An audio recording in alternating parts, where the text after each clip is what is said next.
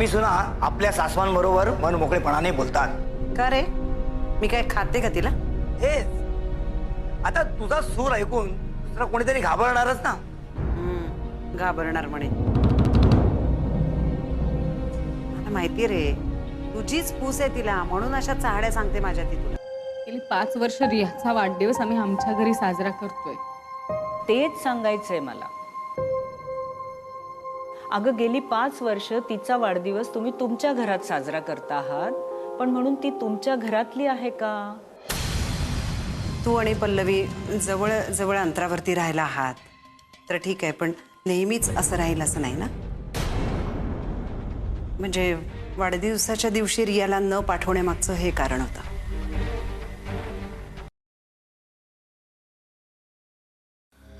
नीतू, नीतू,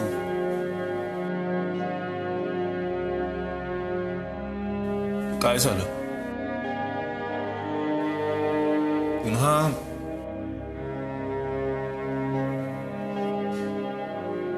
तुला असं बघितलं ना की भीतीच वाटायला लागतं मला. तू काय झालं विचारतोय? राजनची आई आली होती. पुन्हा काय? यावेळी कसली माफी मागितली तिने? माफी नाही, रियाला भेटत जाऊ नकोस असं म्हणाली. काय?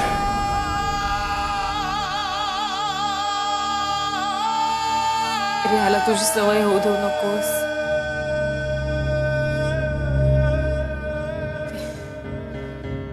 तिच्यापासून लांब राहा असं म्हणाली रे ती बाई. आणि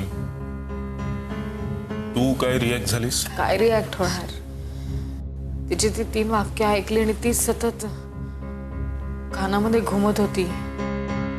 मी रिॲक्ट व्हायच्या पलीकडे गेले. रियाला भेटू नकोस, तिच्यापासून लांब राहा, तिला तुझी सवय होऊ देऊ नकोस. राजनची आई पण ना, तरीच आज राजन म्हणत होता. राजन भेटला होता तुला? हो, हे मी कार पार्क करत होतो, तो काहीतरी रिक्षा टॅक्सीसाठी थांबला होता, काहीतरी त्या भागात कामासाठी आला होता. बोलूया थोडा वेळ, ऑफिसमध्येच गेलो मग बोलायला. काय बोलला? काय बोलणार? तू सुद्धा कंटाळलाय या सगळ्या प्रकरणात. आता काय आईला बसून समजावं हे वय राहिलेलं नाही तिचं. म्हणाला त्या दिवसापासून सगळं बदलूनच गेलंय आमच्याकडे. आपल्याकडे तरी फार काय वेगळं झालंय. सगळं बदलून गेलं त्या दिवशीपासून नाही, 7 वर्षापूर्वीपासूनच. मी तू आपण ठरवलंय ना ते सगळं विसरून जायचं म्हणून. अरे आठवण नाही रे काढत मुद्दाम, पण येतं ते अचानक. खोलवर रुतून बसलेलं असतं, अचानक उसळी मारून अशा वेळी येतं वरती. कंट्रोल कंट्रोल मी तू एवढंच आहे ना आपल्या हातात. आई नो, संध्याकाळी पण मी तेच करत होते, पण राजनची आई आली आणि आणखी काय बोलली? काय बोलणार, एवढं बोलला तेच पुरे होतं. त्याला परत त्या आठवणींमध्ये जायला, कोसळायला. नाही मी तू आपण ठरवलंय, कोसळायचं नाही. आपल्याला उभं राहायला हवं राजा. 2 पायांवर सशक्तपणे उभं राहायला हवं आपल्याला. आपल्याला असं हरून कसं चालेल का? आपल्याला जिंकायचं आहे. जिंकण्याची उमेदच संपून गेली माझी आता.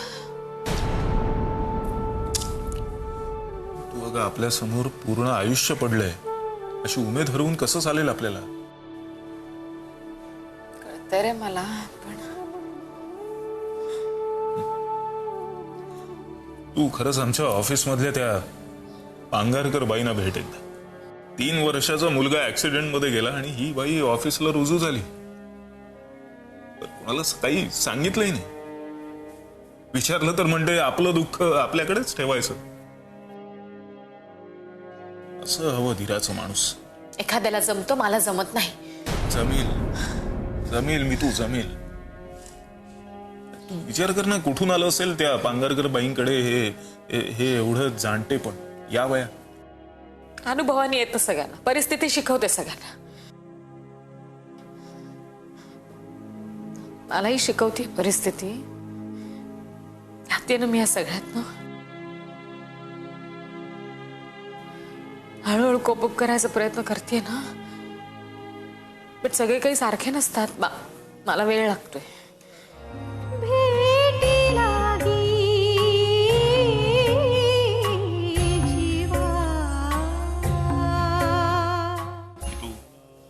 मी तू आपण दोघंही आहोत ना बरोबर. बघ हे सगळं विसरून जायचं, कसलाही विचार करायचा नाही याबाबत. रिया हा आपल्या आयुष्यातला एक टप्पा होता असं समजायचं आणि विसरायचं. मोकळं होणं एवढं सोपं असतं का रे? कठीण आहे, मान्य आहे, पण ते जमवण्याचा प्रयत्न करायला हवा ना आपल्याला. आपण दोघेही हे असेच थकले रे मी. सगळं सांभाळता सांभाळता थकून गेले मी. की नाही सांभाळायला जमणार.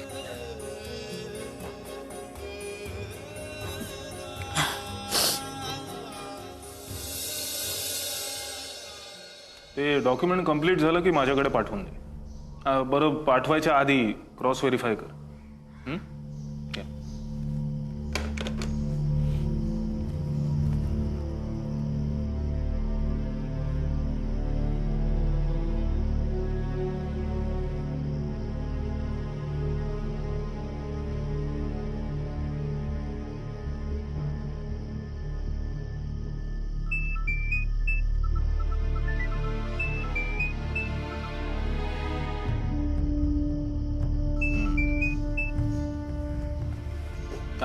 मॉर्निंग. मॉर्निंग. बोला मॅम. बोल, काय प्रोग्रेस? Progress nothing great. का रे, काय झालं?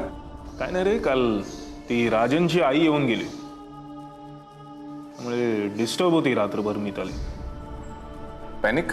नाही, पॅनिक असं नाही, पण खूपच डिस्टर्ब असल्यासारखी वाटत होती. I C. वेल, मने ऍक्च्युली मी जरा एका वेगळ्या कामासाठी फोन केला होता तुला. काय रे? म्हणजे मला असं वाटतंय की I have got a solution. कुठलं? कसलं म्हणजे? अरे हेच जे मितालीच्या बाबतीत चाललंय सगळं, त्याबद्दल बोलतोय मी. रिअली? येस. म्हणजे बघ, माझ्यासाठी it's okay, but I don't know how would you take it. नाही, पण सांग ना काय आहे. आपण संध्याकाळी सविस्तर भेटून बोलूयात. ओके? अरे आम्ही पण फ्री झालास की कॉल कर. Okay, bye. अरे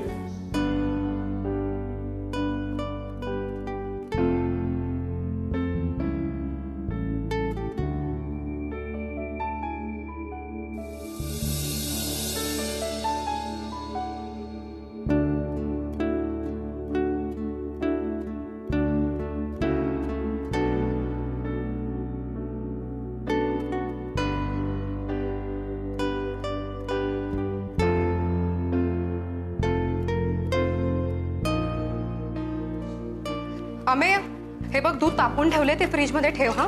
आणि हो, गॅसचा नॉब आठवणीने बंद कर. चल, मी निघते. संध्याकाळी मला वेळेवर घ्यायला ये प्लीज. वाट बघायला लावू नकोस. मी अमेय, अमेय, काय रे, कसला एवढा गंभीर विचार करतोयस? काय नाही, मान्याचा. मनोहरचा का? काय झालं? एक प्रॉब्लेम झालाय. अमेय, मला माहिती आहे, आपण विचार करतोय ना त्याचा. नवीन प्रॉब्लेम झालाय विदू, तुला नाही माहिती. ए, मी काही मदत करू का? अरे हां, नक्कीच करू शकतेस तू मदत. एक काम करू, आपण संध्याकाळी बोलूयात. ओके? तुला आता ऑपरेशन्स आहेत ना? हो ॲक्च्युली खूप मोठे ऑपरेशन्स आहेत रे. एक तर खूप क्रिटिकल आहे, मे बी सिझेरियन होईल. ओ शिट, हे मला खूप लेट होतं, मी निघू? संध्याकाळी भेटू. आणि हो, सांगितलेल्या गोष्टी आठवणीत ठेव. बाय. बाय.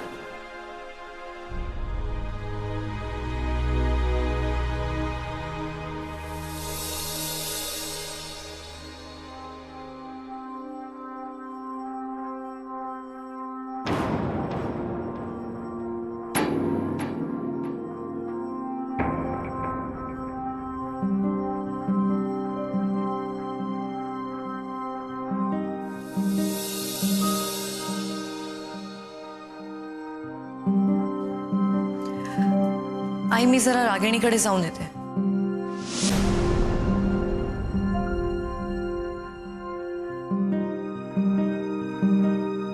आई, मी रागिणीकडेच चालले. 4 दिवस झाले तिला बरं नाहीये. कधीपासून जायचं होतं पण नाही शक्य झालं. मी काय विचारलं का? नाही, तुम्ही विचारलं नाहीये, पण तुमच्या नजरेत ते मला दिसलं म्हणून सांगते. गेले काही दिवस अनेक गोष्टी माझ्या नजरेत दिसतात.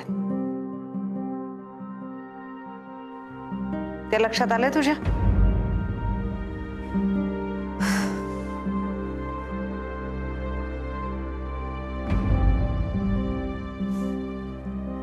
आई, मी काही स्पष्टीकरण देण्याची गरज नाहीये पल्लवी. आई, मी स्पष्टीकरण देत नाहीये, पण मी तुला माझी गरज होती म्हणून मी तिथे गेलेले. आणि रिया सुद्धा खूप दिवस तिची आठवण काढत होती.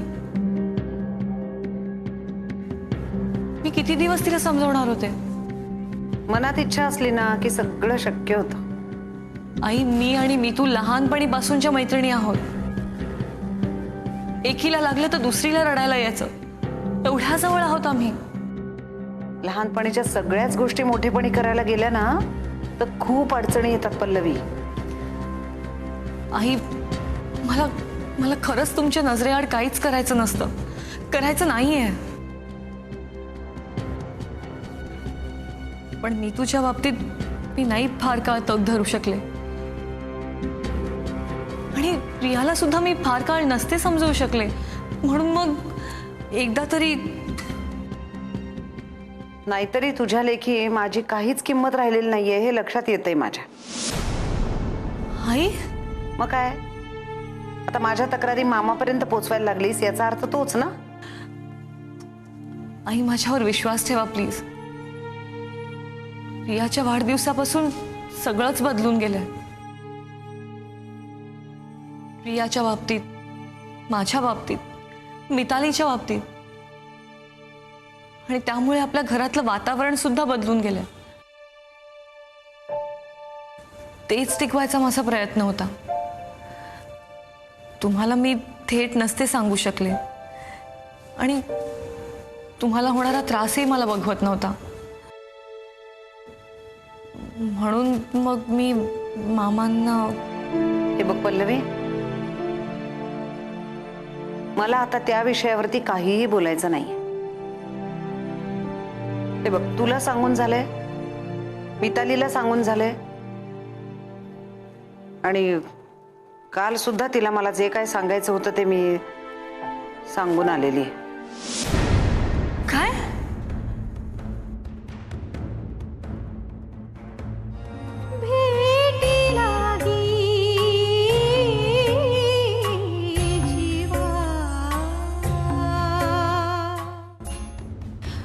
म्हणजे तुम्ही काल मितालीकडे. हे बघ पल्लवी, काय आहे ना, तू अजून खूप लहान आहेस, त्यामुळे बाहेरच्या काही गोष्टी तुला कळत नाहीत. अगं, मिताली सुद्धा लहान आहे अजून खूप, त्यामुळे भावनेच्या भरामध्ये काही चुका होतात. रियाच्या बाबतीत काही चूक व्हायला नको म्हणून मी वेळीच चूक दुरुस्त करायला गेले होते. आणि मी मितालीला सांगितलंय की तू रियाला भेटायचा प्रयत्न करू नकोस. आई, हे बघ पल्लवी, तुम्हाला दोघींना भेटायचं असेल ना तर भेटा तुम्ही, पण रियाला बरोबर न्यायचं नाही. आई तुम्ही आणि काही नाही ग, काही दिवस भेटाभेटी झाली नाही ना, दुसऱ्या कामामध्ये गुंतली ना की सगळं विसरायला होतं आपोआप. आई एवढं सोपं असतं का विसरणं? हे बघ, सवयीने होत जातं सगळं सोबत. आता तुम्ही दोघी जणी जवळ राहताय म्हणून. तुम्ही जर राहत नसतात जवळ, लांब राहत असतात तर उद्या आपण कुठेतरी लांब गेलो तर दोघी जणी सवय करून घ्यालच ना. मी तर म्हणते ती आत्तापासूनच झालेली बरी. मी तर म्हणते याची कुठेतरी लांब लवकर बदली झाली ना तर बरं, सगळेच सुटतील.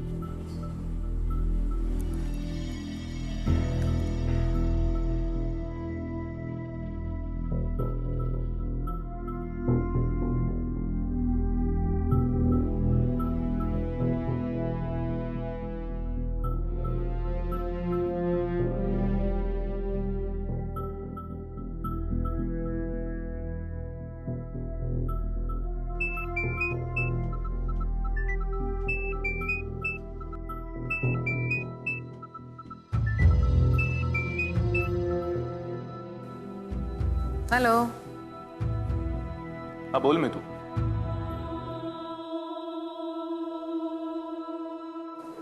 तू हा काय ग, काय झालं? Everything okay? Everything okay. मग हे काय, तूच फोन केलायस आणि गप्प झालीस तू? काही नाही रे, असंच तुझी आठवण आली मला. मीटिंग संपून आले, बसले होते थोडंसं काम करत. म्हटलं बघू तू काय करतोयस म्हणून फोन केला. जनरली सहज. मी तू रिलॅक्स. अरे खरंच काही नाही झालं. खरंच मी आरामात बसले होते. म्हटलं तुला फोन करू म्हणून फोन केला. I am absolutely okay. ऐक ना, बिझी आहेस? पण बोल ना. नाही काय नाही. मी तू बोल ना. आज उद्या आपण दोघं बाहेर फिरायला जाऊया. कुठे? आय मीन इथे मुंबईच्या बाहेर नाही, इथेच डिनरला वगैरे. हो नक्की. नाहीतरी आपण बऱ्याच दिवसात कुठेही बाहेर गेलोच नाही होत ना. तर मग ठीक आहे, आजच जाऊया. नाही आज नको, उद्या जाऊया. चालेल? Okay marina. ग्रेट. ऐक ना, तू बिझी असशील तर राहू दे. ए नाही, उद्या ना. I manage. खरंच मॅनेज करीन मी. उद्या आहे ना.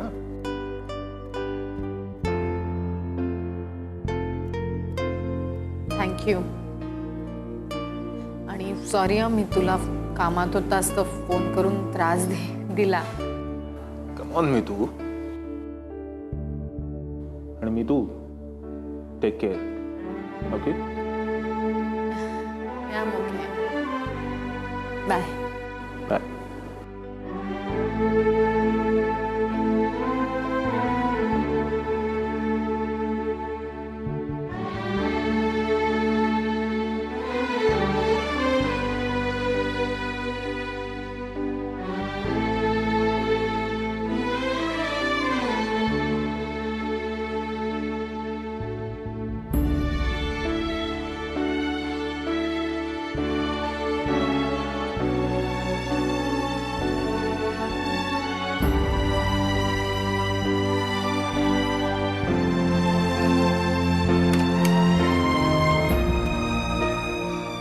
अनघा त्या सिमल्याच्या तिकीटचं काय झालं? ओके ओके, प्रिंट काढून पाठवून दे नंतर.